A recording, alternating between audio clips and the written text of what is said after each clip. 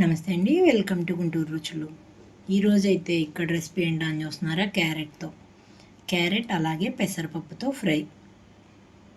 White rice కాంబినేషన్తో అలాగే చపాతీ పుల్కాలతో కూడా సూపర్గా ఉంటుందండి. ఒకసారి అయితే ఈ విధంగా ట్రై చేసి చూడండి. అంతేకాదు సమోసా స్టఫింగ్గా కూడా చాలా సూపర్గా ఉంటుంది. జనరల్గా మనం క్యారెట్ మాత్రమే ఫ్రై చేస్తాం, కానీ ఇలా పచ్చి కారంతో పెసరపప్పు వేసి ట్రై చేసి చూడండి, సూపర్ అనమాట. ఇంకా తినే అన్నం కూడా ఇంకొంచెం ఎక్కువగా తింటారు, అంత టేస్టీగా ఉంటుంది. క్యారెట్ ముక్కలుగా చేసి ఫ్రై చేసే కన్నా ఇలా తురిమి పచ్చి కారంతో పెసరపప్పుతో సూపర్గా ఉంటుంది. ట్రై చేసి చూడండి. ఈరోజైతే ఇక్కడ క్యారెట్ అలాగే పెసరపప్పు ఫ్రై కోసం అండి, క్యారెట్ అయితే తురిమి పెట్టుకున్నాను నేను 1/2 kg వరకు. మీడియం సైజు ఉల్లిపాయ ఒకటి, అలాగే ఒక 1/2 కప్ వరకు పెసరపప్పు 1 గంట పాటు నానబెట్టుకున్నాను. దీంట్లోకి కారం వేయకుండా పచ్చిమిర్చి ఘాటుతో జీలకర్ర, పచ్చిమిరపకాయ అలాగే అల్లం 3 గ్రైండ్ చేసుకొని వేసుకుంటున్నాను. మీకు ఇష్టమైతే కొంచెం పచ్చి కొబ్బరి కూడా వేసుకోవచ్చు. ఇవి 3 కొద్దిగా గ్రైండ్ చేసుకుంటున్నాను కచ్చాబచ్చగా. ఇవన్నీ ఇప్పుడు ఉల్లిపాయలు కూడా కట్ చేసుకొని తాలింపు పెట్టుకుంటున్నాను. ఈ అల్లం, పచ్చిమిరపకాయ, జీలకర్రతో పాటుగా 4-5 వెల్లుల్లి రెమ్మలు కూడా ఇందులోకి వేసుకొని గ్రైండ్ చేస్తున్నాను. ఇక్కడైతే స్టవ్ ఆన్ చేసి పాన్ పెట్టుకుంటున్నాను. ఇందులో ఒక ఆయిల్ అయితే తీసుకుంటున్నాను. నేను 2 టేబుల్ స్పూన్స్ వరకు ఆయిల్ తీసుకున్నాను. ఇక్కడ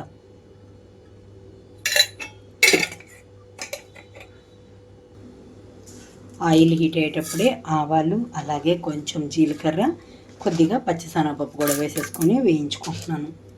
కొన్ని మినపగుళ్ళు కూడా.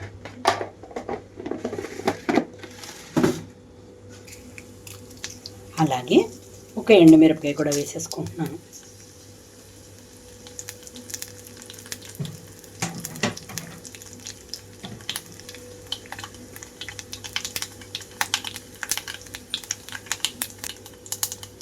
ఇక్కడ చూడండి, తాలింపు అంతా వేగిపోయాక కట్ చేసి పెట్టుకున్న ఉల్లిపాయలు మొత్తం వేసేసాను.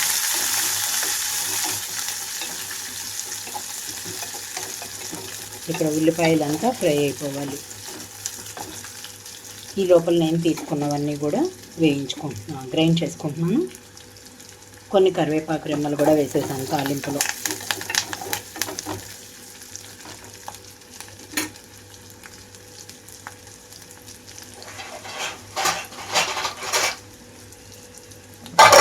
మూత పెట్టేస్తున్నాను. మూత తీస్తున్నాను 2-3 నిమిషాల తర్వాత. ఇక్కడ చూడండి, ఉల్లిపాయలు అంతా వేగిపోయిన తర్వాత ఇందులోకి క్యారెట్ కూడా వేసేసుకుంటున్నాను.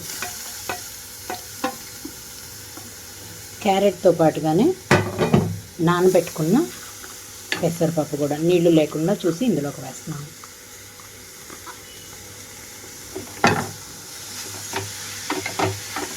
లో ఫ్లేమ్లో నుండి వేయించుకుంటున్నానండి. ఇక్కడైతే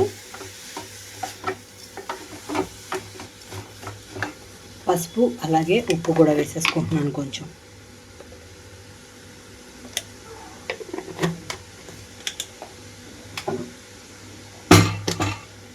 ఇక్కడ రుచికి తగినట్లుగా సాల్ట్ కూడా వేసేసుకుంటున్నాను.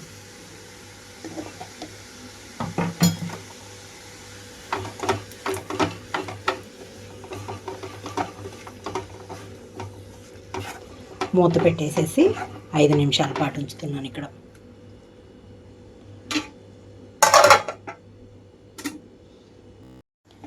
మూత తీస్తున్నానండి. ఇక్కడైతే నేను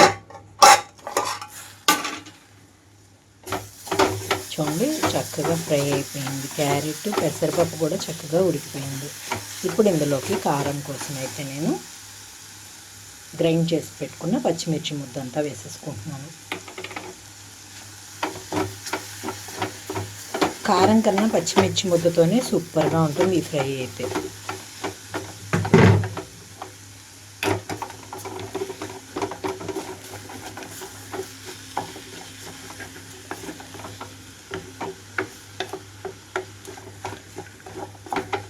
చూసారు కదా, క్యారెట్ ఫ్రై రెడీ అయిపోయింది.